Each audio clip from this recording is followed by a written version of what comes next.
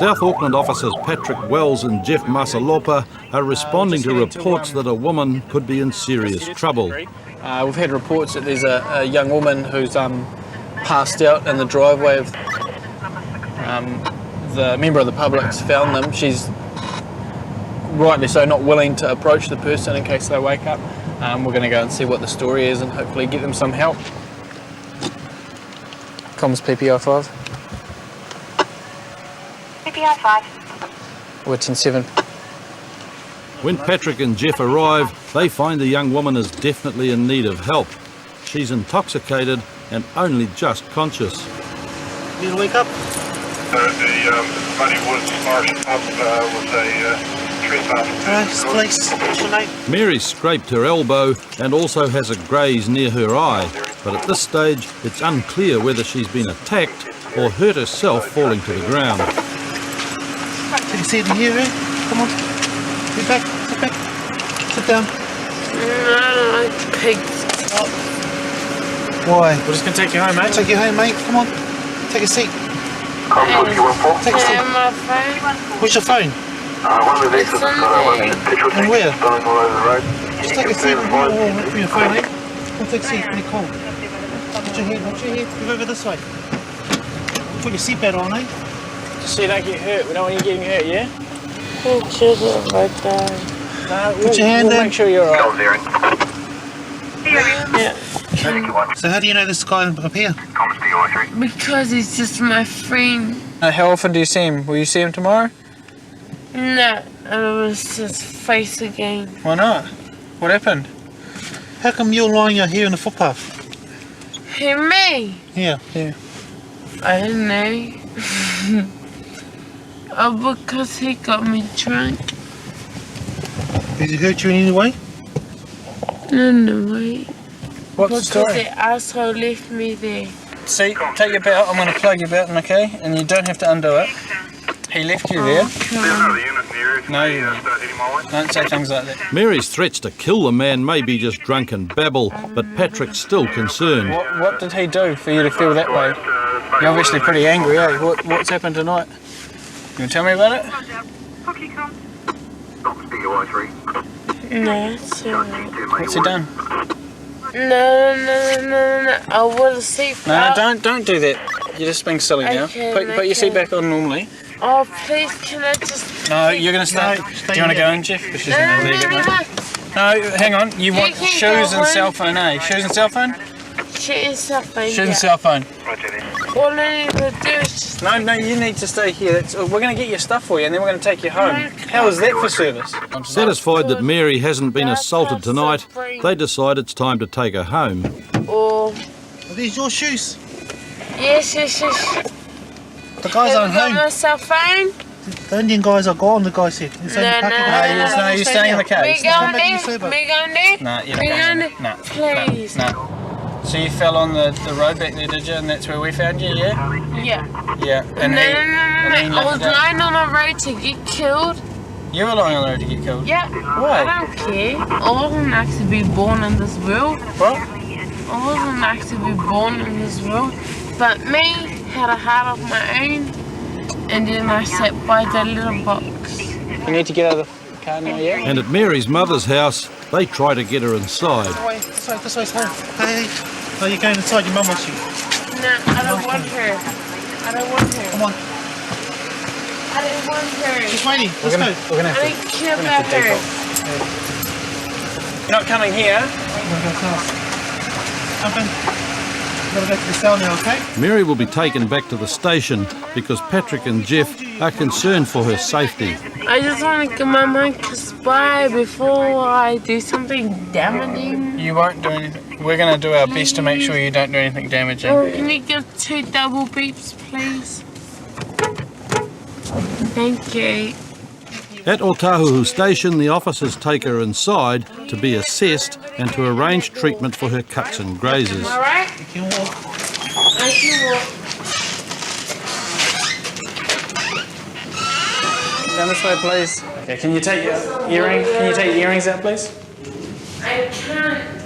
This one just goes You straight through. You can. No charges were laid against Mary.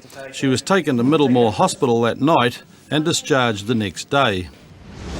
I was just going down to get my rent out of my Air Force card so I can pay my rent to my landlord.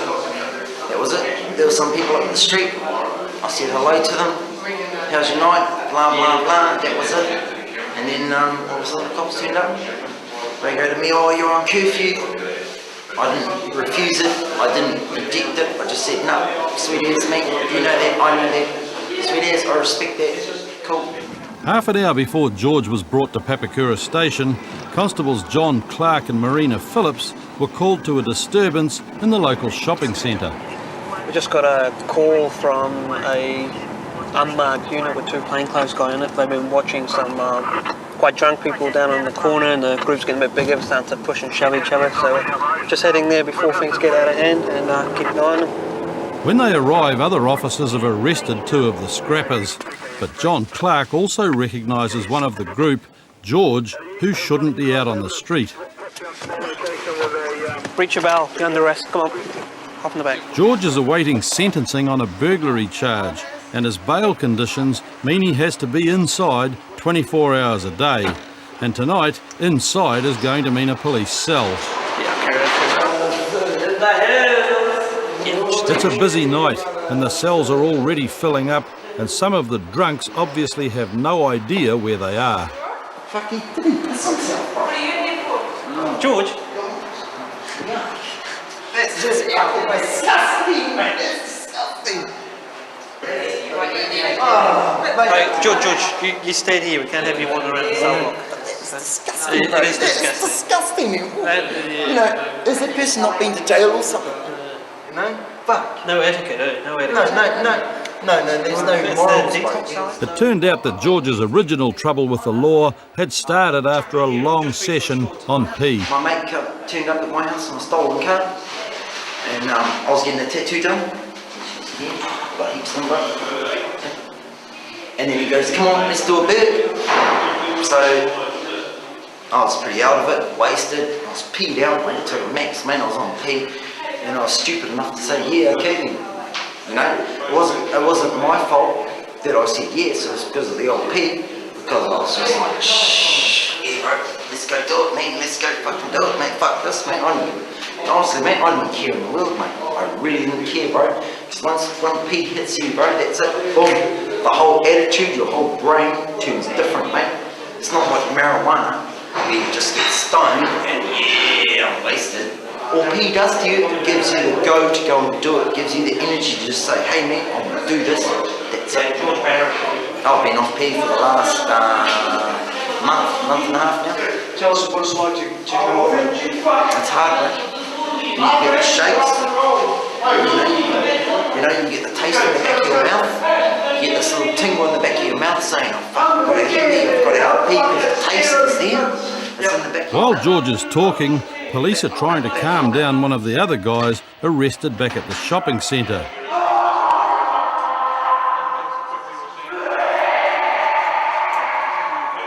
Sober as, mate. You know, nothing wrong with me, mate. Nothing wrong with me in the world. And this guy's going, boo, boo, boo, boo, boo. George thinks he knows why the guy is so angry. First signs, mate. He's on P, bro. Hey, he's in a confined space and he can't handle the facts, what's going around on him.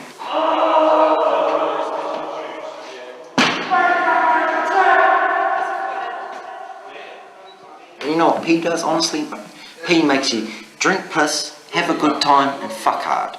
It makes you fuck in bed like there's no tomorrow, mate. No tomorrow. If people go, oh, that's all not true, that is true, bro. It keeps you hard for a long time, mate, especially if you're in a gear bed with a chick. But if you're with your bros, having a pee, it takes you 3 puffs, bro, and you can feel the effects. You can feel your head going ding, ding, ding, ding, ding, ding, ding, ding, ding, ding. You can feel that buzz in your head straight away. Pee. Avoid it. If you think your life is sweet, just keep it how it is. After a night in the cells, George was taken home to continue his curfew. He faced no further charges after this incident, but was later sentenced to 9 months supervision and 100 hours community service on the original burglary charge. It's late on Friday night, and Mount Maunganui constables Rob Everett and Diane Lewis have been called in to sort out an argument between neighbours. How's it? Hey, I just had that fucking idiot across the road come over here fucking threatening to smash all my windows and fucking kill me because fucking of his yarn, which I've had. Sorry, if we turn this Barry's down, ex-wife's house is nearby, and it's there that he says his neighbour threatened him. I walked past his house, and because he's meant to be looking after her house, and her and I are having a war. She's not even in town. We're But isn't there a protection order out? Were you not meant to go around there at all? But I didn't go around there. How long ago did this actually happen? About 15 minutes ago, just before I phoned. Okay. And this is just after you'd been walking down... Walking past, yeah. No, I wasn't going to react and try to make a war of it. I just thought the best thing to do is just get someone to come up to, hey, mellow out and leave me alone. Okay, we'll go over and speak to him. Just tell him to, hey, leave me alone and stay out, out okay, of my life sort of thing, you know? Rob and Diane head across the road to Craig's house to get the other side of the story. Craig. How you going? Good. Rob Everett from the Mount Police. Yeah, I know that one. I was actually waiting for you. Yeah, I know. As you're probably aware, Barry's said there was a bit of an altercation here tonight. What was the story there? Well, I got permission from his ex-wife. Yes, yeah, I know. Yep. Right, and she gave me a house key to look after her house where she's away in Wellington. Yes. And he was there, and he goes, oh, what are you doing here? And I said, it's got nothing to do with you. And he went walking down the road and he goes, oh fuck, I'm going to get Gisborne people onto you, I'm going to get them to bash your fucking heads in and all this. Yeah. So I went over there to see what his problem was. I will smack his head in. I don't give a damn what you do. It's obviously a standoff, and Rob Everett's hoping that a quiet warning to each of the men will reduce the level of testosterone in the air. Also, I'm warning you, Craig, don't go doing anything silly, okay? Okay, but as I said to you, if we do catch you around, he's quite happy. No problem. Okay, and he said that you abused him as well, and also, don't, okay? Just ignore each other, okay? Yeah. With peace in the street restored, for the moment at least, a call comes through about a car chase involving a stolen boat. Somebody's boat and trailer has been stolen off the front of their property in one of the nearby suburbs. The owner of the boat has seen the offending vehicle towing the boat away and has chased after the vehicle. Sounds like he's had a cell phone in the car, was able to call police and say that he's seen the offending vehicle and his boat have a traffic accident. On State Highway 29, through those two roundabouts, it'll be on your left-hand side as you're going past Bay Park. Yeah, roger. Yeah, comms, you can put us there, 10-7 now. Where's the driver of this vehicle here? Over here. This is the. Sorry? What do you want to know? The driver of this vehicle here, who was towing the boat. The boat. He's gone. The guy that stole the boat's done a runner, but Where's he run to? that way. How long ago? Oh, 10 or 15 minutes ago. Okay, yep. But okay. they know the rego and they know who it is anyway. So. No, that's all right. But he's running down there. Oh, he's gone, mate. He's just. He's in the car. He drove his car. Oh, okay. He drove that Toyota that they got the rego on. Oh, okay. Yeah. Oh, okay. He's So he's a not local boy. running. You'll get him, mate. Oh, okay. He stole it because he said he had no money while I was trying to give him a beating. So he's not. So who owns the boat? I do. And this is your car on the front of it, No, is it? that's my car. This is my truck here. Okay. So how did he manage to get off the road here? He came round the corner here and I pushed him off the road Oh, okay. with the truck. So you were following. Okay. All right. Okay. I'll just. The thief had not only been pushed off the road, he'd also been caught and held briefly while the owner had reclaimed his boat. But in all the confusion, he'd got away and his partner had driven them off. Yeah, Roger. The male's got long black curly hair, but scruffy look, and she's got. He's headed that way. Both of them in the car. The car will have a bit of damage on it. Roger. That vehicle has decamped from here and it's headed back towards Mangatapu. Roger. We're talking of a time delay here of about 10 minutes though. Roger, all units copy that. Registration. As a call went out for patrol cars to locate the missing thief, Rob Everett was still trying to piece together the chain of events.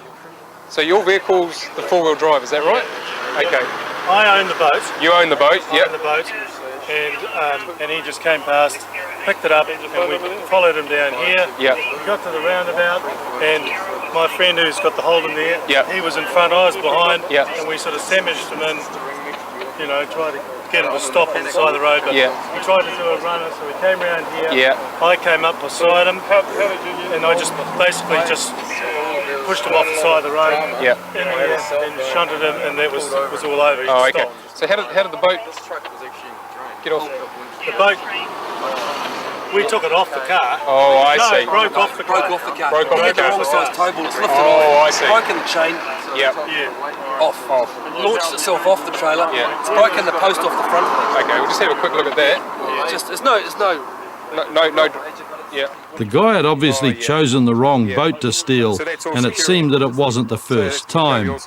Constable Rachel Walker had to deal with a couple who matched the description of the thieves only a week earlier. It was just one person. Two of them. Female driving and a male. Was she like a skinny looking white chick?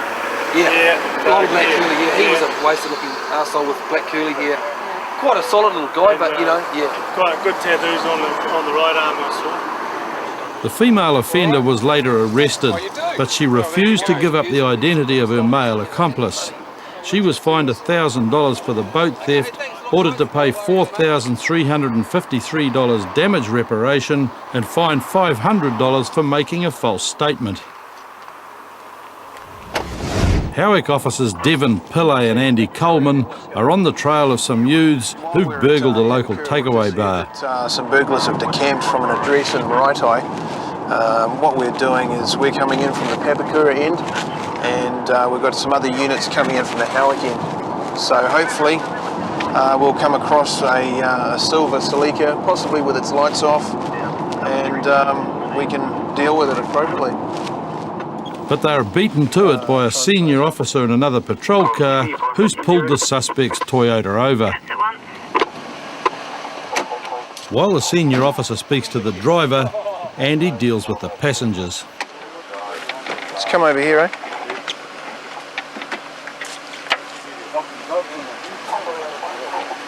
What's your name, man? Turn around, bro. What's your name? You got some ID on you? No. You chuck it out. Chuck it out. I'm not worried about that. Devon, can I get you to deal with this guy over here? You're not obliged to say anything. Anything you do say maybe isn't evidence. After being read their rights, the two passengers decide there's not much point in remaining silent. Mike and Craig readily admit that they burgled the burger bar. What did you get? Grabbed chips and stuff, I think, just a few chips. Where are they now? In the car. In the boot? Oh! Hey, I'll take some photos, eh? Yeah, that'd be good. Oh, having a big party, eh? Oh, hell. It's time to head to the station for some serious questioning. While Andy interviews Mike, Devon gives Craig a bandage for his injured hand, which he cut smashing the burger bar window. Devon's next task is tallying up the loot. 21 Pam's Carnival soft drink, 22 Fruity Juice chewing gums, 46 Hubba Bubba chewing gums, 13 Sweeties, 1 FPOS machine, 1 plastic tub. Property stolen, just worth a few $100. Giving into a major case of the munchies has clearly not paid off for these guys. We were just driving around, just drinking and stuff, and then we got hungry. So we had no plan, we just parked up there and did our stuff. We had no plan or anything, we just popped into our heads, so we just did it. Didn't think we'd get caught. I just picked up this, I don't know what it was, a black thing or whatever, off on the bin and just threw it through the window. And then I punched the window so my mate could fit through, that's why my hand's bleeding. And then my mate jumped through and grabbed all the drinks and chips and stuff. And I just stood near the window and just grabbed everything I could that he was passing through, and just chucked everything in the back of the car, just took off, got pulled up and red shit. Oh, I think we had a bag of lollies and had half a pack, I think, and that's about it. Oh, and a few pieces of chewing gum. Sorry to the people that I stole the food off. Sorry for doing it. They're going to be both charged with burglary, which carries a maximum of 10 years imprisonment, and for the sake of $200 worth of chips, I believe they got a couple of bites of a couple of chips and some chewing gum, and they're going to carry this conviction for the rest of their lives. Perhaps not worth it. In court, Mike pleaded guilty to burglary and as a first-time offender was granted diversion. Craig also pleaded guilty and was sentenced to 1 year's supervision.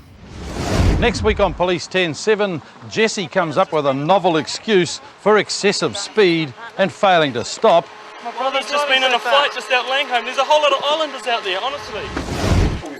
We meet Jared, shoplifter and dedicated follower of fashion. If you wanted to blend into the background, the supermarket, there's no way you're going to blend in like that, is there? I'm more than willing to help out. And in Dunedin, some gum in his pocket lands a visiting businessman in big trouble. For me to steal a packet of chewing gum, I find... Tonight on Police 10-7, Jesse comes up with a novel excuse for excessive speed and failing to stop. My brother's just been in a fight just out Langholm. There's a whole lot of islanders out there, honestly. We meet Jared, shoplifter and dedicated follower of fashion. If you wanted to blend into the background, the supermarket, there's no way you're going to blend in like that, is there? Christchurch constables pursue a driver who's crashed into a church and escaped in another car. Last heard we had this turning right into New Brighton Road, so someone's following it. I'm more than willing to help out. And in Dunedin, Mike is in big trouble. For me to steal a packet of chewing gum, I find... By the time I snapped the indicator in half and turned the lights off, there they were. And yeah, well, here I am now. Not too good. An hour earlier, West Auckland constables Mike Clubb and Bridget Erskine were just starting their shift when Jesse had sped past in his souped-up Escort. Just been passed by a car that's going excessive speeds, so we're just going to attempt to catch up with them and pull them over. Road failing to stop. We've got a failing to stop on Hui Road. But just round the next corner, the car's pulled over to the side of the road. Actually, through to KVR, thanks, he's just stopped. Go there, Ricky. Get out of the car. My brother's just been in a fight. Get out of the car. My brother's just been in a fight. Get out of the car. Put your hands behind your back. That's it. My brother's just been in a fight just out Langholm. There's a whole lot of islanders out there, honestly. Yeah, not going to be much good to your brother driving like that, are you? You're under arrest for dangerous driving. Not advised to say anything, even if you do say you've given evidence. Can I just tell him to take my car? No, he's getting out of the car as well. No, he can't. Please sit here. It appears as though Jesse and his mate Martin were on their way to a fight involving Jesse's younger brother. What's wrong with his brother? But although there's no alcohol involved, this is still a serious situation. He's in a fight. Please, think it's safe driving that fast at night? Not at all. Not at all. What happens if you'd have a pedestrian up there? Or another car? A car coming out of a driveway? Yeah. Did you see us when you went past us? I didn't even see you at all, mate. You didn't see the car at all, Not at never all. mind that it was a police car? Honestly, I didn't even see you at all. While Jesse denies having seen the police, his mate isn't telling the same story. Driving. Did you see us when you went past? Yeah. Did you see our flashing lights? No. Did you comment to your friend that you saw us? He commented. Oh, we did see you. Yeah. It turns out that the only reason Jesse stopped was that his lights had failed. Indicator switch just broke. Indicator switch. Go have a look. The light switch and the lights just turned off. Go have a look, it's dangling off. Yeah, we will. I just had it from So that's why you stopped here? Yeah, I just lost the light. Do you remember commenting to your friend that you saw us? No. While Martin drove the car home, Jesse was taken to the station and was later convicted of dangerous driving and received a $600 fine and a 6-month suspension from driving. And a little while later, Mike and Bridget were called out to an accident. We're just heading down to Wood Bay. There's an off-duty member's come across a car accident down there. Car's gone off the road into a ditch.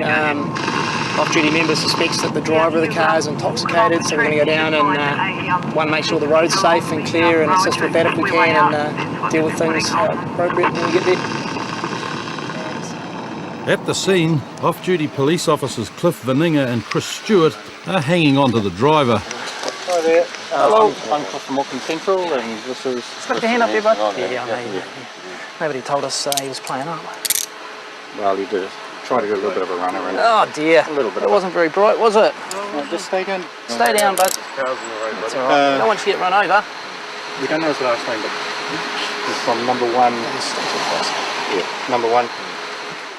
So he tells us, but we don't know his last name. Okay. Apparently this is his car, and as you can tell, he didn't quite make the corner. No. It's not okay. But he wasn't too keen to stay around for a while. Got any injuries there, mate? No. He had a seatbelt on, which Good is lucky. stuff. How about we go and sit in our car, eh? A little bit more comfortable for you. Okay. Step this way. I think he's a bit pissed. Live locally, do you, bud? The rugby tackle used to stop Nigel getting away ended with him banging his face on the ground. And with sore lips, blowing into a plastic tube isn't very easy. Take a deep breath, blow. Got a full bag right up. How old are you? 18. Yeah. A little bit more. One more puff. Take a deep breath in. Okay, he's taking a close letterbox. Okay. Can you see that? See where it's turned green, yellow?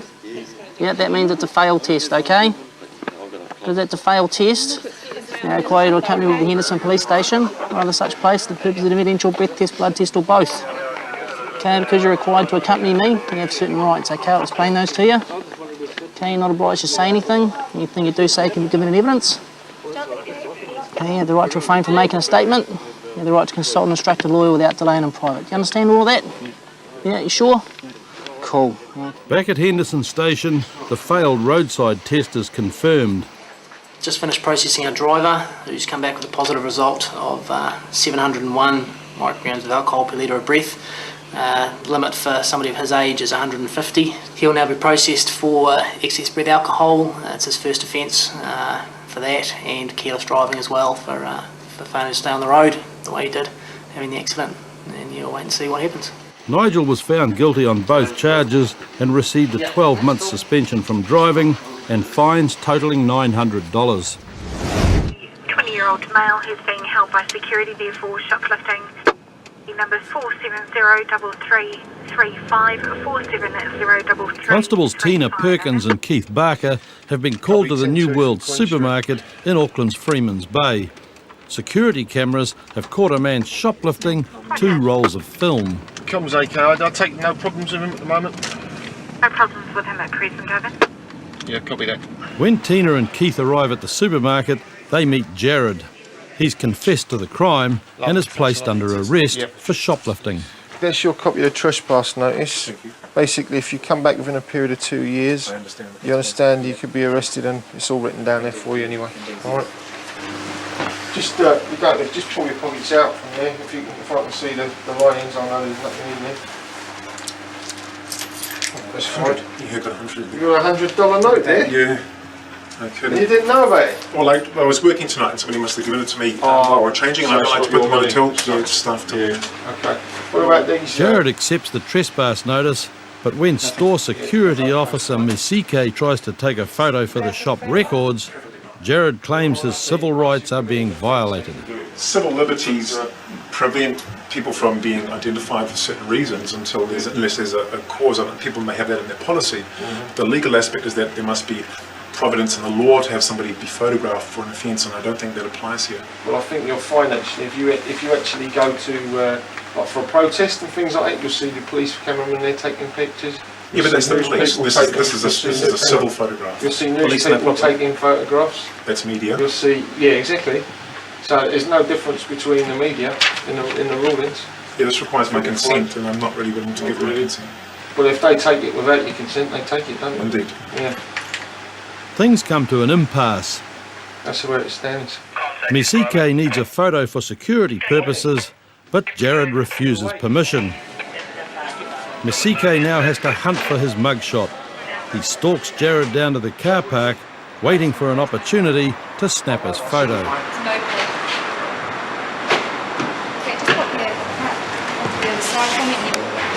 just come with you. Oh no, sorry, if you can keep out the car for me and I'll put gloves on you and stand.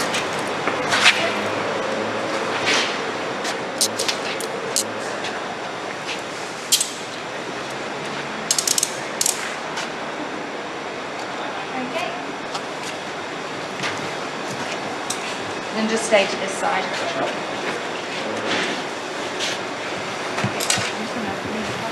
No, that's me. Masike has to settle with a shot of the back of Jared's head, but having avoided a security mugshot, Jared still has a charge of shoplifting to deal with. Back at the station, Keith's been thinking about Jared's actions. I'll tell you one thing. When you said that you didn't plan it when you went into the supermarket, I believe you. I'll tell you why I believe you, because if you wanted to blend into the background of the supermarket, there's no way you're going to blend in like that, is there? Not a chance. You couldn't go any less prepared. You're right. As a first-time offender, Jared was granted diversion, thereby avoiding a criminal conviction. He was ordered to make a donation to charity and write an apology to New World. Male, driver 5'5", Caucasian, blue trousers, green top. Christchurch constables Nathan Connolly and Soames Crowther are on the lookout for a young man who's crashed his car into a church and left the scene. Copy that, heading down Gloucester Street. Driver's just left the scene going that way in a red four-door. The witnesses say that the drivers crashed this green car, then run and jumped into the passenger seat of a nearby red car, which has sped off from the scene. So he's left in a vehicle, is he? Yeah, it was parked right behind those two working up there. They may have a number plate. Okay, cheers guys. Column Central 1, defendant's left in the red vehicle. We're just going to speak to another couple of guys. Hey guys, obviously you know there's a guy that crashed into the church up there, and that green, there's a green vehicle that was just here. There was a red vehicle that pulled in behind you here, and it got the drivers jumped in it and taken off. Do you know which way they've gone? Oh, I saw the car. No, that's okay.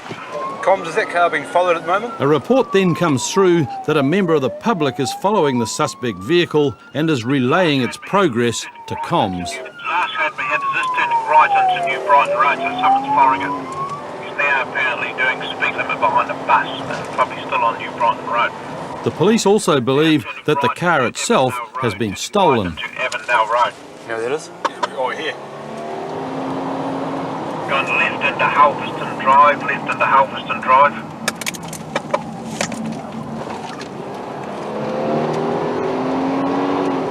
Comms Central 1, we have seen that vehicle. Are you with the vehicle now? Yep.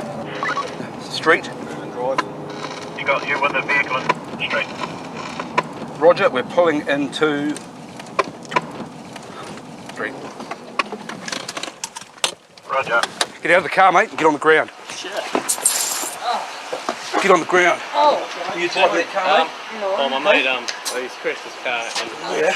What's your name, mate? The officers then established that the red car has not been stolen, as it belongs to the driver, Chris. His mate, Aaron, however, is in big trouble. You had about 3 or 4 drinks, you reckon? Or 3 or 4 jugs? So, no, mate, you're not obliged to say anything, but anything you do say may be given in evidence, okay? You understand that? Yep. Okay. Within minutes, a traffic unit arrives to take over the breath screening process. I want you to blow firmly through the end of that wee tube there until I say stop. Just take your hand away, mate. Okay, go. Blow as hard as you can. Keep going, keep going, keep it going. Awesome, mate. That's fine. That's fine. How old are you? 18. 18? It's a failed general test. See, this is failed general. Yep. So, you're going with this constable here, aren't you? So we are going to, again, require you to accompany us back to Central Police Station. Yep. For the purpose of it, yep, just listen to what I have to say to you. For the purpose of the evidential breath test, blood test, or both. Understand that? Yep. Right away. You go this gentleman here, and I'll see you there. As Aaron's being readied for a trip to the police station, Chris explains how he crashed into the church. Yeah, it's just the end of the week, just having a beer like we do, but had a bit more than we normally did, but I didn't. Just leaving work, and we just contemplated whether we should take both cars, and we did in the end. I was going to take them home, but that's why I feel real guilty. But just coming back down Linwood Ave, and yeah, just seeing rear vision mirror. I'm spinning out and smashing into the church. And that's the reason I just went running over to him and just seeing if he's alright. So, and then I tried to take him back to my house. It's a pretty silly idea, but trying to do a run almost. But I thought it was the right thing to do, so obviously not. But yeah, that's what happened. We're going to just return back to the scene and try and organise a tow company for the vehicle, and obviously try and get in touch with someone at the church just to wrap up what's happened. The witnesses Elizabeth and Leon have also returned to the scene. When we followed the car, it was very nerve-wracking actually, because I'm usually on the other side of the phones. I'm answering the phones at the police station, not giving the messages to them. We had to keep up a reasonable speed because he was slightly speeding, and it was nerve-wracking. Just at the lights here, he was up. The lights there had stopped. He had a mate in front of him. As they sort of turned to come east down Gloucester Street, they've come around the corner, and he's tried to sort of swing it around, but being front-wheel drive, he's lost control, and it's just like a vacuum, just overcorrected and sucked him into the church. He's lucky, very lucky, there were no pedestrians. He didn't kill anybody or any other motorists that were in the way. Obviously he's made some sort of an attempt to get closer to God today, but hasn't quite got that far and ended up on the steps of the church. In court, Aaron's fines and court costs for drunk driving totalled $800. He was disqualified for 6 months and ordered to pay for the damage to the church. Yeah, Ed, we need to talk to you in relation to... Constables Tracy Robertson and Craig Brown are patrolling the city streets of Dunedin when they receive a call from comms. Yeah, we've just been informed by comms of a shoplifter at the Night and Day food store in George Street. Pop along and see what they've taken. When Tracy and Craig arrive at the busy store and wade through the customers, they're told the alleged shoplifter has been taken to the back office. He's been accused of stealing a packet of chewing gum. Okay, so you're obviously aware of why we're here. So at the moment I'll caution you, you're not obliged to say anything, and anything you do say maybe give them evidence. I'm more than willing to help out. Mike is a visiting businessman to Dunedin and tells a story of how the chewing gum ended up in his pocket unpaid for. Came in, what did we buy? Obviously chewing gum, because she grabbed some chewing gum as well. Drinks, 2 bottles of Diet Vanilla Coke, because that's what she wanted. I wanted a Cordon Bleu, packet of cigarettes. I do apologise if I'm forgetting something, because I'm, as I say, had quite a bit to drink. But it came to about $30 odd. Paid it, because that's what you do. And that's why I find this kind of ironic, and it's, to be honest, why I'm kind of laughing about it, because it's about chewing gum, after I just probably spent about $35 worth of stuff here.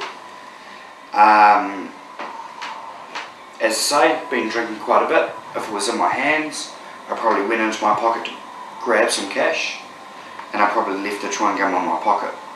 It's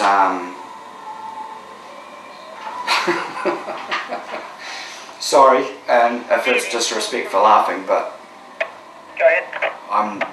I come down from Auckland to do marketing campaigns. I stay at the motel across the road here every time I'm here. I come to this Night and Day once a month. For me to steal a packet of chewing gum, I find fucking ludicrous, to be honest. So I apologise for my language if that's inappropriate, but... Why'd you take it? Why'd you take it, Jay? I didn't take the chewing gum. I picked up the chewing gum because I thought I felt like some chewing gum. I incidentally put it in my pocket. I had no idea I put it in my pocket until I had walked out the door, and some guy said, "Can you come for a walk with me?" And that's when I thought, well, I might have put something in my pocket. I might have put the chewing gum in my pocket by accident. If I was going to steal something, it will be something worth more than $1. And if you want to charge me, take my fingerprints, you know, put me in a cell for stealing, but honestly, I find it kind of ridiculous. And I suppose this is where I'm starting to get a bit confused. as an honest mistake. And I understand you probably don't think it's an honest mistake. The consequences of a possible shoplifting conviction are starting to hit home. And I do apologise if I'm laughing, I just can't. I'm just now starting to wonder if my career's going to be over for a packet of chewing gum. Craig suspects that Mike may have made an honest mistake. Whether he faces a shoplifting charge, though, is now up to the store manager. No, I sort of believe he could have made an honest mistake here, and after seeing the circumstances, it's pretty straight up. Or explain it to him. I think he just needs to be well aware that he needs to take more caution when he has been drinking, that he does actually produce all the items. Pays for everything he's picked up. Yeah. What's going to happen is the manager was speaking to you here before we turned up. He was the manager? Yep, he's the manager. Cool. Okay. Has decided that he's reasonably happy that you've made an honest mistake on this occasion. Okay, you've paid for the items, the other items. Alright. So you're not going to be charged. Cool. Yeah, I understand. I was starting to stress here a little bit, like, do you know what I mean? Take it as a warning, though. You will be warned. Oh, like, okay. I will do community service for this, like, do you know what I mean? Yeah, it's just a warning, verbal warning. Yeah. You need to just take a wee bit more care when you're out on the turns. Oh yeah, yeah. If you're picking stuff up in the shop. Mike is immensely relieved that his reputation stays intact. He's free to go, but the chewing gum should stay. Thank you very much for being so understanding. You have to leave the gum. Oh, good point. Sorry, there you go. Next week on Police 10-7, Wellington officers searching for an assault victim, gatecrash a mongrel mob party. All of you, kneel down, okay? Anybody got weapons on them? Jackson is sure he's innocent. I don't hit anyone, mate. I'm scared, straight up. You hit the guy with the dreadlocks. No, I didn't, mate. A Christchurch driver accused of racing is determined to prove his point. Does that look like fucking Bailey Ave, mate? I didn't even go down Bailey Ave. No, you went down Bailey Ave and you turned into fucking Manchester bullshit, Street. Mate. Prove it, mate. Prove it. I will prove it. I've got an officer down there that's... I've got a fucking girlfriend in the car, mate. And also in Christchurch, police officers sweep through a party that's got totally out of control. Come on, people, you've been told! Move! Get out! Or you'll... Involving the mongrel mob. And a group of people have turned up with baseball bats. We're heading in that location now, and we'll probably have an RV before we get to that location, so we've got extra staff. And then we'll all go in mass force to try and resolve what's happened up there. As an informant relays details about the fight and the likelihood of weapons at the scene, the officers head to a safe arrival point. Female's turned up and it's got blood on her, said about the baseball bat. 20 people there. We've got an update that somebody's been injured there, possibly with a baseball bat, and we've got a named offender as well. This person is well known to us, so whilst we're going up there, we'll be looking to see if we can identify this person.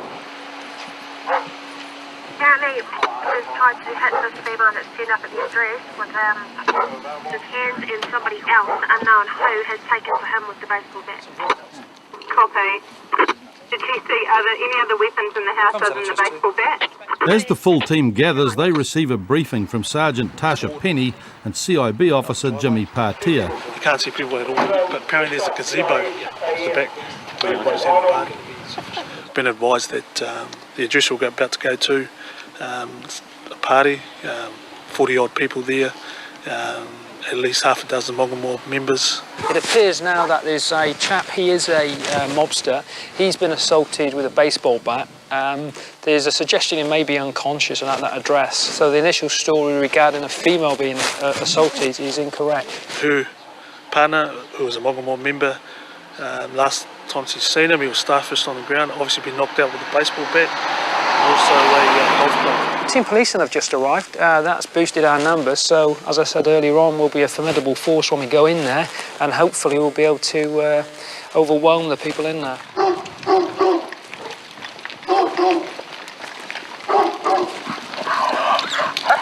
Stay where you are. Stay where you are. Stay where you are. Stay where you are now. Just stay. Stay on the floor. On the floor, fella. Kneel down right now. All of you, kneel down. Kneel down, okay? Anybody got weapons on them? You're going to be cuffed until we sort it out.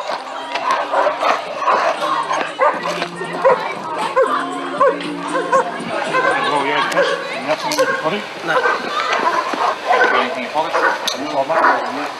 just make sure you give them the information and rights without And among the handcuffed partygoers being cautioned, there's a sharp legal mind. If there's a phone available, we can ring our lawyers. What's happening? What's happening with our... They just said if there's a phone available. As soon as practicable. Yeah, but she just said if there's a phone available. There's a phone available inside us. Why can't we ring our lawyer? While the discussion continues on the lawn, Jimmy takes a patched member aside and Eric speaks to one of the female residents to find out what's gone on.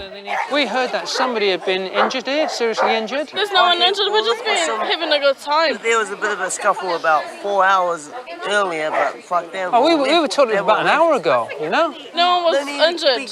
Was he here though earlier on? Tell your homeboy to back up. Nobody was injured. He doesn't need to fucking arm wrestle a lady.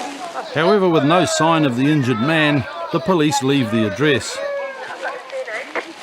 What we'll do now is we'll go back, regroup, and basically just carry out more inquiries, try and locate the victim. So all in all, it went well.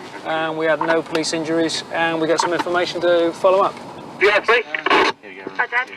There's no rest for Rob and Eric as they get called to deal with a fight at a Lower Hutt nightclub. Oi! I'm talking to you with a white shirt on. They're the first police on the scene and straight away spot a couple of guys matching the description of some of those who were fighting. Guys, oi, just come back, yeah? Okay? We've got called there was an incident in room with a queue, yeah? I noticed your shirt's all ripped. Do you want to tell me what happened? Yeah? Well, the squad grabbed me. Yeah? Hit me. Okay. Yeah, so I jumped out of there and I'm leaving now because I don't want to get hit again. That's fine, okay. With about 20 people reported to have been fighting, Eric and Rob have a tricky task ahead, although reinforcements soon arrive. Just listen, I should get arrested, yeah? Jeff, Rob's in on his own, yeah? These guys were involved, yeah? The three guys are trying to play down their involvement, but the barman says that one of their mates, Philip, has been assaulted. Don't say that. Listen, guys, do you want to just if I'm you... just saying this is the main guy that got hit, and he's saying it wasn't him. But He's saying he's the guy who got hit? no, he's saying it's not, but all my bar staff know it was him, my bouncer knows him. As a victim or an offender? He's a victim, and he's still trying to deny it. Well, if he's a victim and he wants to deny it, that's fine. You just need to go back and speak to my officers in the club, if you would, please. Meanwhile, others are happy to admit they've been hit. I'm elbowed in the face by him, and then it led to about 4 metres away from there into by the Perspex, and someone must have went through it, and then it all just crashed over him. Yeah. Fucking that stuff on me. Full on me. I don't know if it was glass or Perspex. See, that's two people who said you're the guy who got hit. But Philip still says he hasn't been punched. That's fine, but we just want to find out exactly what happened. From my point of view, you were in the wrong. You got hit. You were just calmly. Okay, you got blood around your mouth, yeah? You got a little bit of blood around your mouth, so you've been hit, yeah? No. Two people have said you've been hit. But listen, mate, if you've been hit, we don't want to turn around and try and find someone. I just don't want nothing to do with it. I haven't been hit or anything. Oh, okay then. Yeah, just don't get in any more trouble tonight then. Okay? Eventually the police sort out what's gone on and pull Jackson aside for throwing the first punch. Okay. Situation is the landlord, licensee of the premises, is saying that you started an incident inside there, yeah, which resulted in a large group of people fighting, okay? You were the cause of that problem, therefore I'm arresting you for disorder, okay? And also fighting, okay? You're not obliged to say anything you do say may be given evidence. Also, you know that. I've got to still tell you, okay? You've got the right to refrain from making a statement, the right to consult and instruct a lawyer.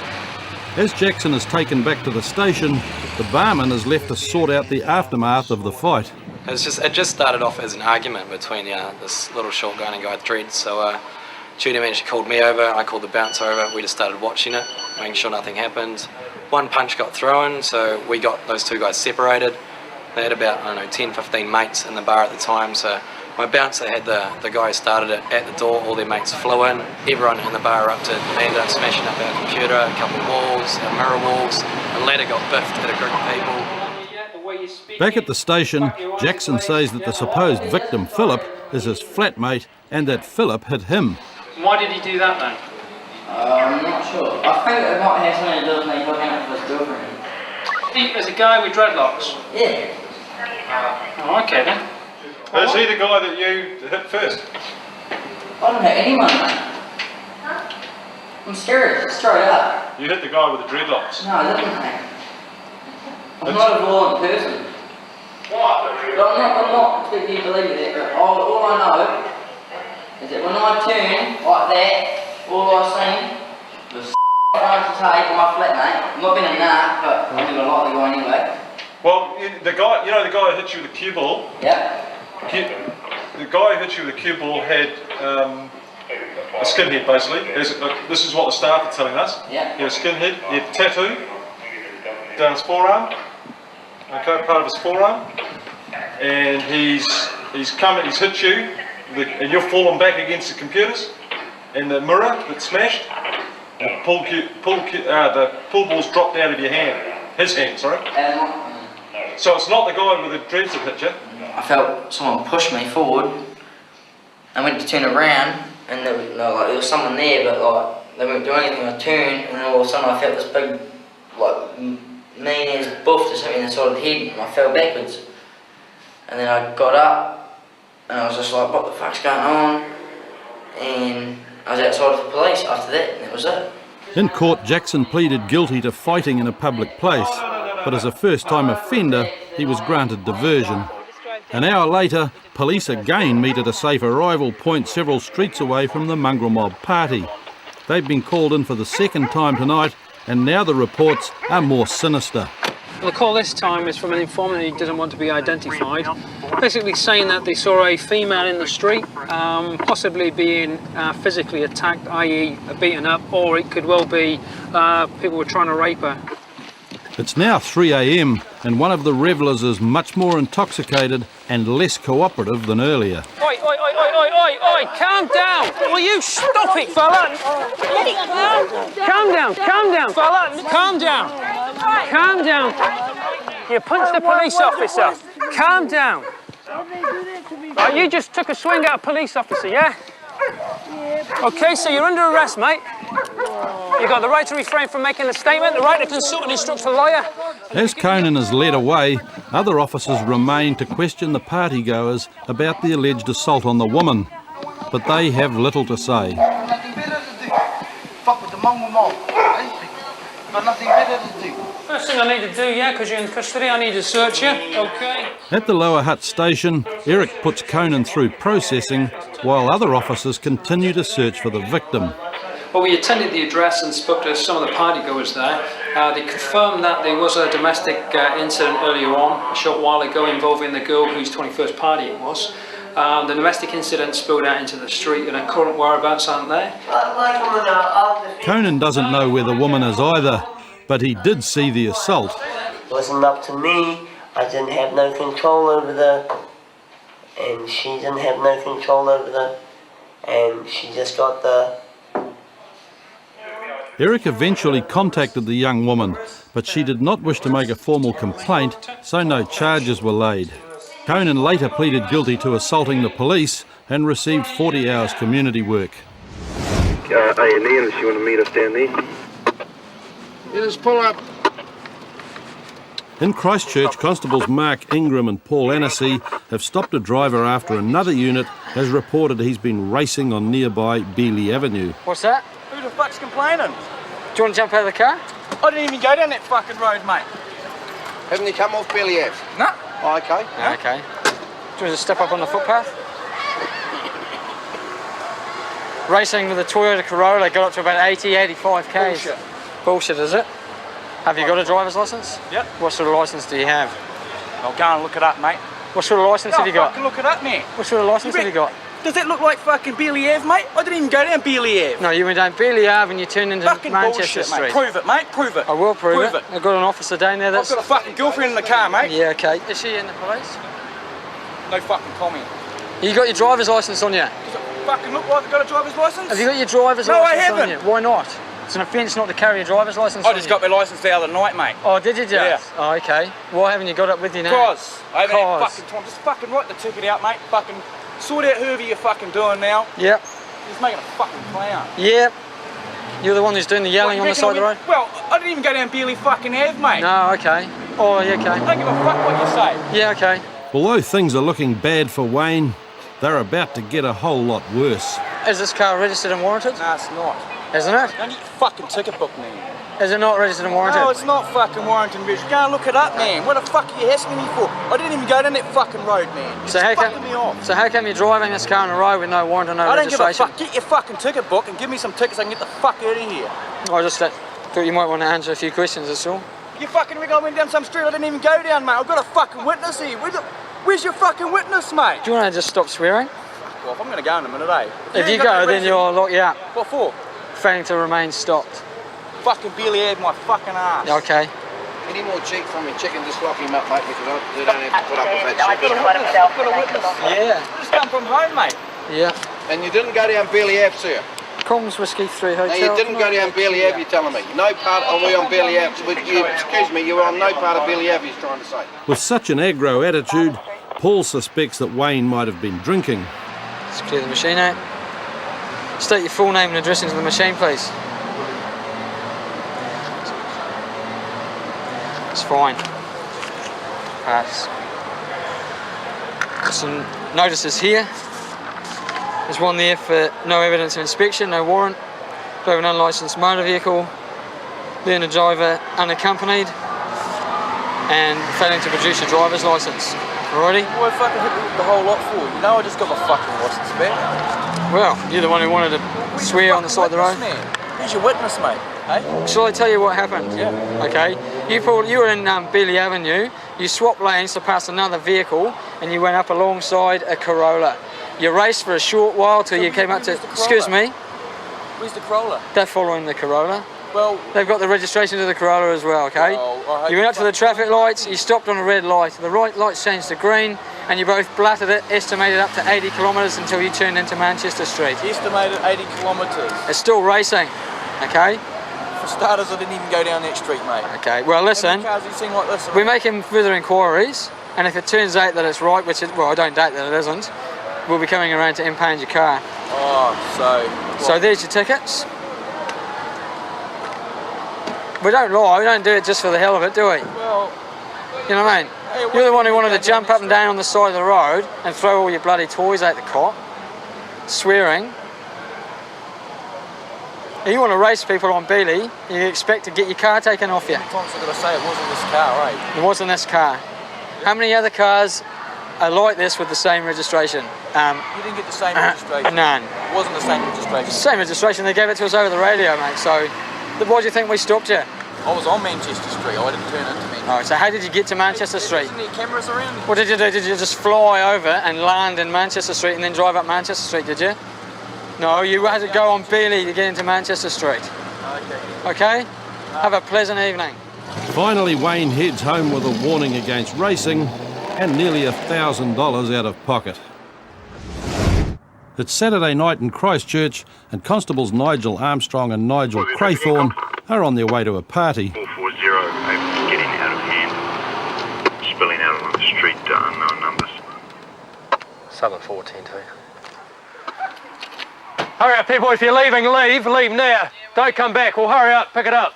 At the scene, there are dozens of young people milling around in the darkness. Where you go?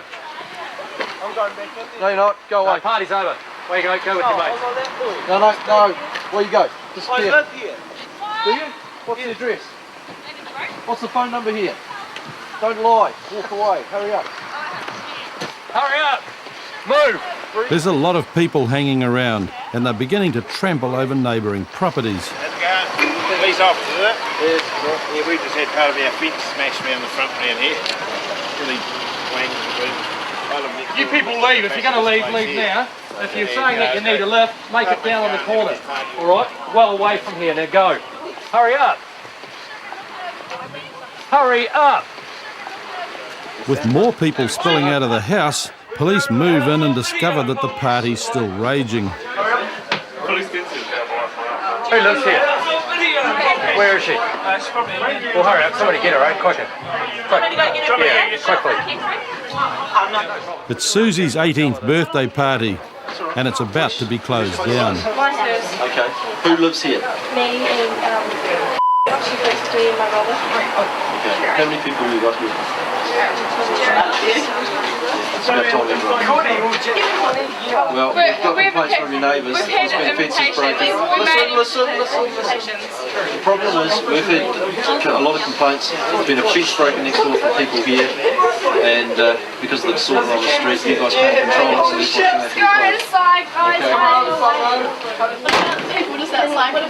You can have a small group remain, but everyone is going except for a few. People who are staying right, stay here. How many are there? They've all had invitations. We've made I don't care whether they've had invitations, okay? Now, how many people are there? Do we got to stay here? Okay, everyone else is going to move out.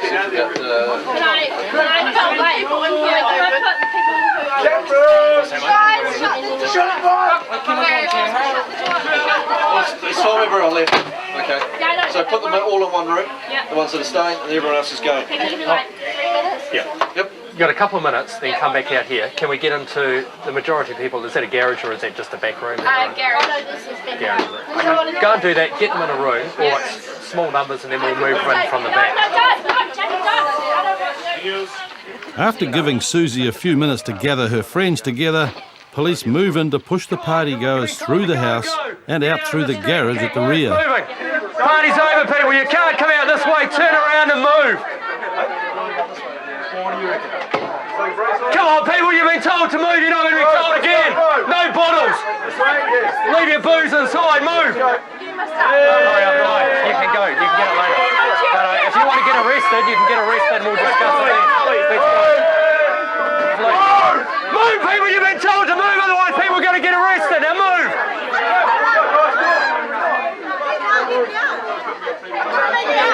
They get out that way, though. Come on, people, you've been told to move. Now move. Get out, or you'll be arrested. Simple as that. Move. I go get my handbag and run back. Hurry up. Hurry up. No, she can get whatever what's she getting? Oh, hurry up. Through the gag, pick it up. Eventually everybody files out onto the street, but instead of dispersing quickly, they all slow down. Get off the road! Don't push your luck, fella. Get off the road. Hurry up! Move!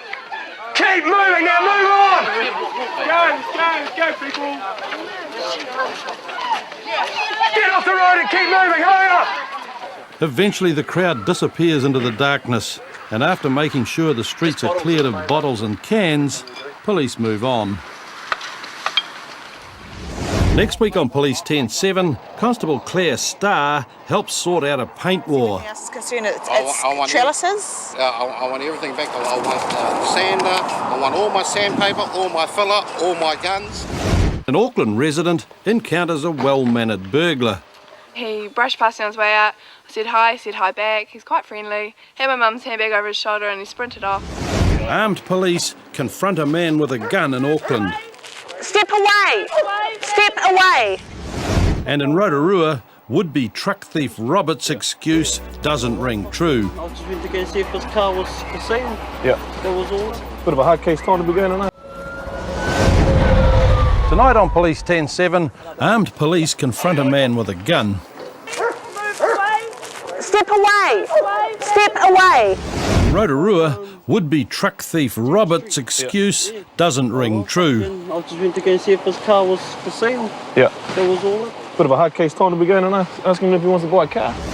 Constable Claire Starr sorts out a paint war. It's trellises. I want everything back. I want sander, I want all my sandpaper, all my filler, all my guns. And an Auckland resident encounters a well-mannered burglar. He brushed past me on his way out. I said hi back. He's quite friendly. Had my mum's handbag. Dispute between a painting contractor and one of his ex-workers. A general theft job where the informant is waiting for us outside the Mangere station. It concerns some property that he believes an employee is using at a Favona Road address. Copy, 10-2. I laid off quite a few workers because of a lot of reasons. Yeah. The contractor, John, claims that one of the men he laid off, Boy, has stolen some of his gear to use on a new painting job. And it's funny that that house over there is the same colour as the house that we're doing. Work that one out. So he's putting the paint to good use then. Oh, yeah. So basically, But to get back I'll today, take what paint is there. Okay. So, but as far as everything else is concerned, it's I want trellises? I want everything back. I want all my brushes. I want the cordless drill. I want the sander. I want all my sandpaper, all my filler, all my guns. So we'll take a drive up there and have a chat to them. Yes. If you just want to, you can follow us up there, but just hang back. Like stay back quite a few houses. Okay. And we'll come out and have a chat to you and tell you what's happening. Yeah. Cool. We're looking for Boy. Is that you? Oh, sweet. Can we just have a chat to you, mate? Hey. We just wanted to have a chat to you. Do you know why we're here? Talk about some trellises and ladders and all that sort of stuff. Yeah. Sweet. Whose ladders and stuff are all these and the trellises and that? Mine. Those are mine. Yeah. Those are mine. The tray's mine. Okay. What's not yours? Everything is mine. Okay. Yeah. We've obviously had a call from John. Okay. Saying that some of the stuff that you've got belongs to him. Yeah. Okay, like the trellises and stuff are from Whangarei, he's hired them under his name and all that sort of stuff. Yep. So basically, he's got a couple of ladders and a power drill and stuff like that. He doesn't want any hassles, he just wants the stuff back, sweet as. And if we can do that, then we can tidy it up today and leave it at that, eh? You cool with that? Yep. Sweet as. So what is it that we need to take that really belongs to him? Yeah. Sander and the power drill and stuff like that. Sweet. Cool. Boy has suddenly recalled where he's put some of the things John's looking for, but he doesn't know anything about the trestles. Basically, he's allowed us to look down there. There's no trestles down there, so we'll go down. All my gear back. I want my guns back. I want my no more gaps back. I want all my sandpaper back. I want all my filler back. I want my bloody pigment sealer back. I want all my brushes back. Okay. Now, I want it now. I'll go down there and I'll deal to them. No, you won't. That's just going to get you into trouble. Well, if I went down there, well, it'd be too bad for me, won't it? Do you think that's going to give him some satisfaction seeing you dragged to one handcuff? If you go, because you know what's going to happen is eventually you're going to have to go through a civil course to try and get this thing back, and it's just going to look bad that you're going down this driveway and causing drama in his house and stuff, ain't it? It's not just him down there, it's like his family and stuff like that. We'll go have another chat to him, but just up here, John, don't make things worse, okay? Hi again.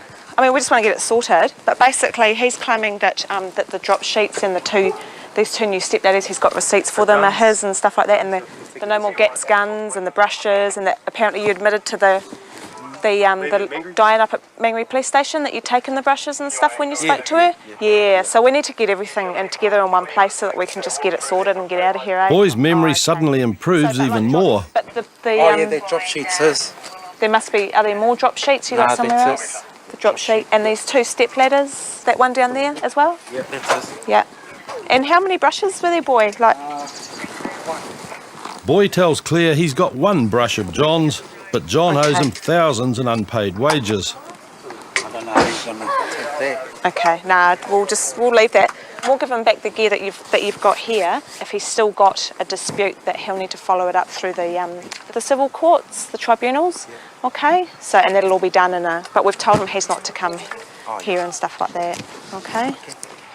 The fact that Boy has finally produced the two ladders only increases John's suspicion. Doesn't it sort of imply that he may have the rest of the gear?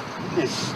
Yeah. And so how do I get it back? Yeah. I mean, where do we stand? I'll go ahead and charge him with theft. Mate, I'm prepared to let this go as long as I get all my gear. If it doesn't go, if he doesn't give it all back, then I want it charged later. And he's saying that's all that he's got. He doesn't know what they've taken, what the other guys have got. We're getting into stuff like he's saying you owe him $2,500 worth of wages. Now, that's completely civil sort of stuff. See where I'm going? That's right. Yeah, completely. So, now, as I said to them, my main contractor from another one, they will get paid when he pays me. That's nothing to do with us. That's absolutely but they and that's understand that. Because it's involved with the wages and you fixing up jobs and them taking gear. He's just going to claim that the gear was all mixed up with mine. I just took it by accident. There's we cannot prove an intent. You won't know here. Okay, John, we cannot prove an intent that he's intended to deprive you permanently of that property okay, which is an element that has to be there for theft. I need a beer. Okay? Not cheap. Not as much as me. So, Okie doke. Lovely. Thanks for your time. Thank you. You can go and have your beer now. Yeah, thank you. No, I'll get home first. And as John heads home for his beer, Claire and Will are back on patrol. They're going to sort it out. We got some of the stuff back. Just an honest mistake by the looks of it. Took the wrong gear. We've been told them to go to the civil courts, and the informant's going to follow it up that way. So more of a civil dispute. It's 10:30 on a Tuesday evening, and Constables Lee Wakefield and Brent English are on their way to a burglary in progress. Dada, can you head to Shelley Beach Road, possible Birdside? Yeah, couple of miles. Okay, eyes 10-2. Offender has decamped going up the driveway, unknown direction of travel from there. Description coming in for him, a male collie about 25 years old, wearing a white t-shirt and tan-coloured shorts, white sneakers. The offender was inside the house, confirmed to break. Okay, copy's approaching Shelley Beach. Okay, there's been another sighting of the offender. And a member of the public was following him, and there's a car off with him now. Do you want the informant to go back to the address?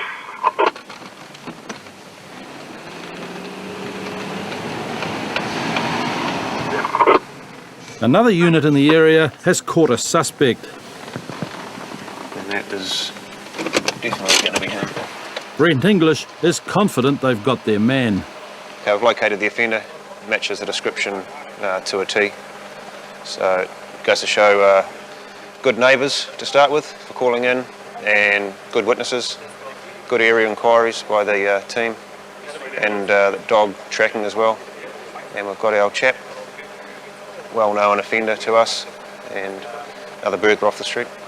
There have been a lot of burglaries in the area recently, and neighbours have been alert to suspicious activity. You saw someone, or you heard someone go running past? Heard someone running, looked up, yep. And he just he veered left around the corner very quickly. I was coming out of the house and I saw a guy in the house and I thought, that's not anyone of my family. And I thought, something's not right here, and I saw him wearing my mum's handbag. And then as I got to our front door, he was moving sort of on his way out, because there's only one exit, and I was standing at the front door, and I rang the doorbell to get mum and dad out, because I thought, God, I don't want to be standing here fighting this guy by myself. I must well get dad down here and do it. And then he brushed past me on his way out. I said hi back. He's quite friendly. Had my mum's handbag over his shoulder, and he sprinted off, and then the neighbours tracked him away up the road. Daryl is taken back to the station for processing, where a search of his bag uncovers the perfect tools for a night out stealing.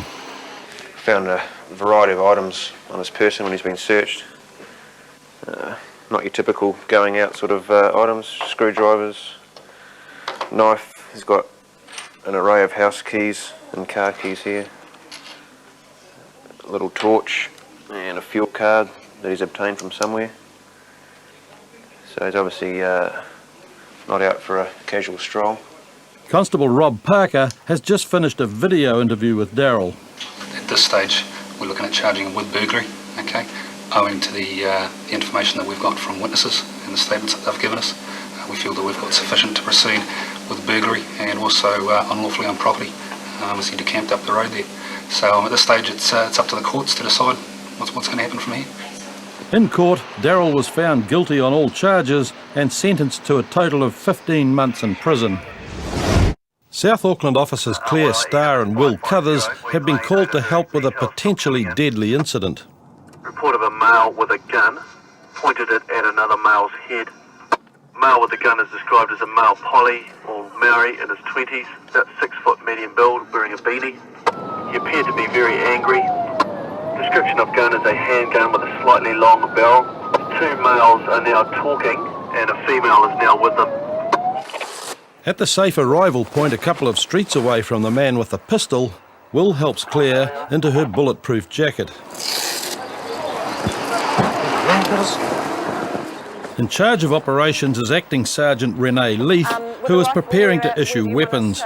You want us to stay back, obviously? Yeah, well, we'll basically just wait till we get a visual of them. Yeah. And then we'll just use the loudhailer. Yeah. And just get you guys to park, obviously, somewhere reasonable place. I can't, without Yeah. having a map, I don't know. Yeah. Just wait till we get a visual. Yeah.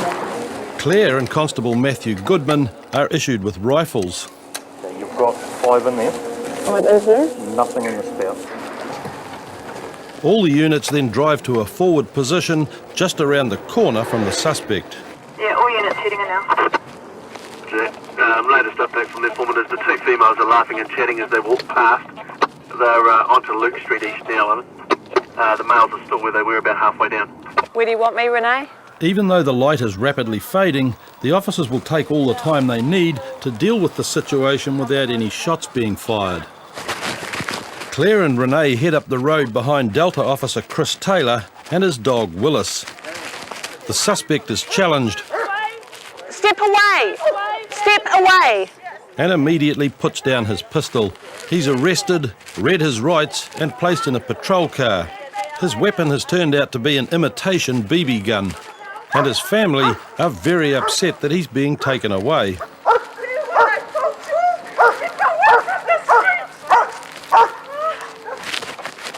The officers return to their original position and clear their weapons.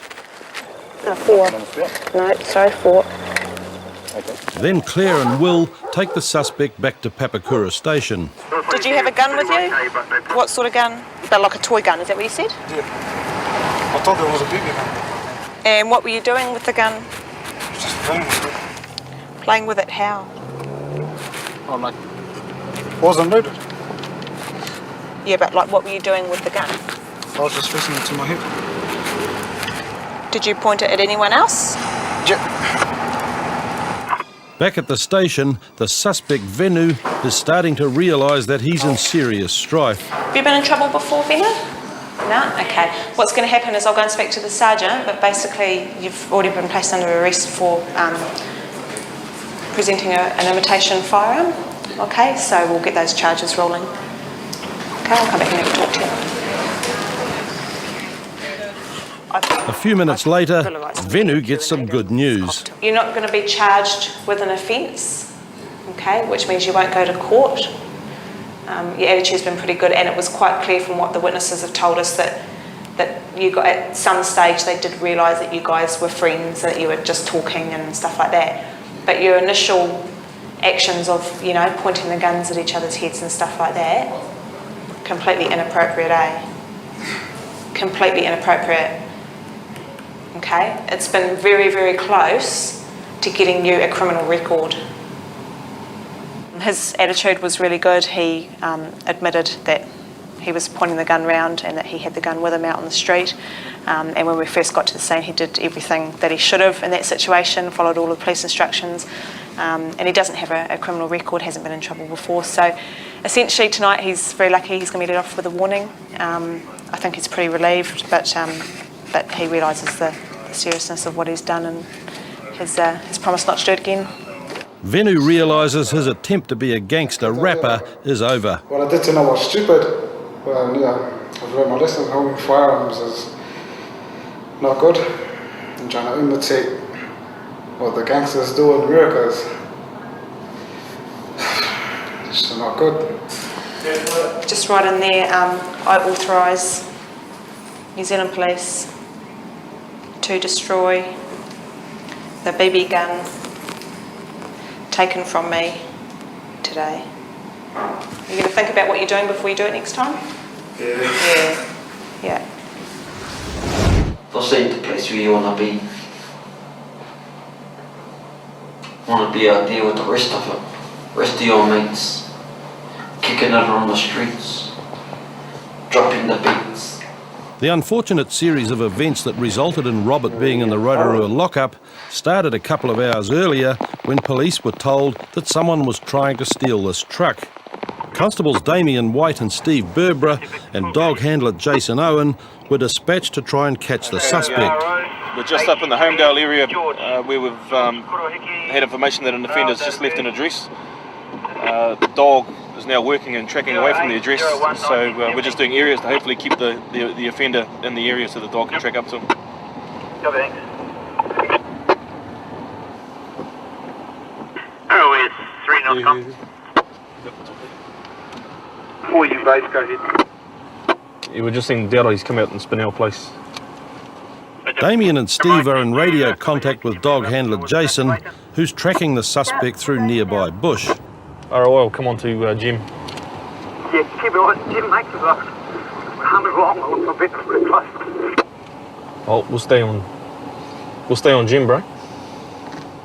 Yep, come off. I've got one here. Stay in.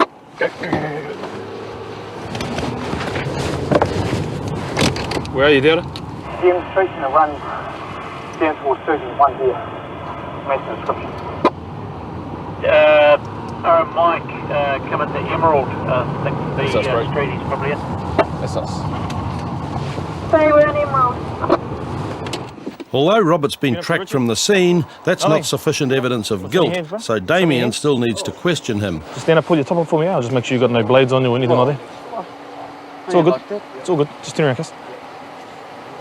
Good man. Where else do you come from? I just come from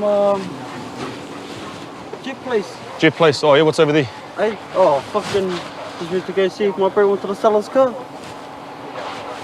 The one that was parked up on James Street. Yeah. Yeah. Oh, well, fucking, I just went to go see if his car was for sale. Yeah. That was all it. Bit of a hard case time to be going and asking him if he wants to buy a car. Oh, fucking, I've been on the piss. That's not the only unusual element to his story, which is getting even more convoluted. I was coming back on my way from my brace pad and this fucking, I don't know, some come fucking pull me up, asked if I had a cigarette. Wait, whereabouts do you live? Back on Leslie Ave. Leslie? Yeah, that's where I'm cruising off to now. Okay. And the fellas that I was drinking with. Yeah, so just clear things up for me. I'm a bit lost here. You've come from... Where exactly have you come from tonight? Mitchell Downs. Okay, you've come from Mitchell Downs. You live over in Leslie. Yeah. But then you've gone across the Jet Place. No, I didn't go to Jet Place. Okay. That's where that fella asked me for a cigarette. Jet Place. Yeah. Oh, he didn't come. I don't know where he come from. He just jumped over these things. Okay, well, you just said you didn't come from Jet Place, but that fella offered you a cigarette at Jet Yeah. Place. Oh, no, so, no. He asked if I had a cigarette. Yeah. Where did you see him? Back on, what is it? Homedale? Yeah. Homedale Road? Yeah, Okay. that's where I saw him. Dog handler said you were running though before he told you to stop. Who? Oh, you asked that fella who ever had the dog? Yeah, he told me to stop and I stopped. I put my hands up. Okay, we're just going to do some checks on you, eh? But I'm not happy with what you've told me, eh, so far. It's a little bit Mickey Mouse, so I'll get you to come back to the station with me. Yeah, and we'll just have a chat about it. What did I do? Well, I'm going to ask you some questions, all right? Okay. Because you're coming back to the station, okay, you have certain rights. All right? Firstly, you're not obliged to say anything, but anything you do say may be given as evidence. Like I said, bro, we'll go back, we'll sit down, we'll sit down, have a cup of coffee. If it's all good, we'll drop you home. The runners if there was a dog chasing me. But that was me, just put my hands straight up and I knew straight away what you were doing. Well, I appreciate that too. Yeah, I gave up. It's all good. Like I said, if it's all good, we'll drop you home. Unbeknown to the suspect, well, I was talking to him on the street, the informant/complainant has come past and positively ID'd our suspect there. So, unfortunately for the suspect, he has a warrant for his arrest, fortunately for us. So, I'm going to go and interview him on the attempted unlawful taking matter now. Robert's then cautioned and is happy to talk. Got some nice tats. Cheers, man. Okay, what were you doing on Susan Street this evening? Just taking a shortcut. So what do you mean, take a quicker way home? Try to take that truck as a mistake. So I've got here, I tried to take that truck, and you said something else. What was the other part? Just being stupid, I suppose. If I was sober, I wouldn't have done something like that. That's why I was like, got alcohol problems or something. Yeah. Makes me do shit, stupid shit. Yeah. Shit that I regret in the morning. Mm. See, I'm gonna regret this strictly in the morning. Because I got my baby to take care of, and it's like, A lot of your history, eh, is to do with alcohol, man. Yeah. Okay, so no drinking any. alcohol ever. Not until you get all this sorted out, because that's part of your problem is your drinking, eh? In court, Robert pleaded guilty to attempted unlawful taking of a motor vehicle and was sentenced to 80 hours community work. And think of those kids. Alright? Sweet. That's all good. Next week on Police 10-7, South Auckland officers are called to a brawl in a supermarket car park. The offenders have returned. One of them's got a hockey stick. Where is it? But once their unit's going off with the mail. In Christchurch, a guy who's trashed a car has a novel excuse for being armed. What have you got that knife for? Present for my mum for moving out of home. It's not a